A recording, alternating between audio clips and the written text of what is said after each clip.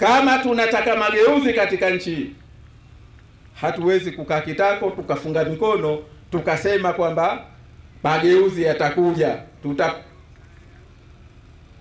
Hawako huko. Watu kwenda mahakamani tu, kwenda kusikiliza kesi. Mmesikia? Ndio CCM hiyo. Watu kwenda kusikiliza kesi ndio analolijua dunia hii. Leo jambo la kawaida, lakini limefanywa jinai, na baada ya kutumia hizo njia za jinai na sharia za nchi yetu, mpaka imeiondolea heshima nchi yetu. Hakukuwa na sababu ya kumchukua mtu kwenda kumtesa, kwenda kumdhalilisha mwanamke. Nchi hii inaongozwa na mwanamke. Mwanamke anavuliwa nguo, anadhalilishwa chini ya utawala wa rais mwanamke. Ni aibu,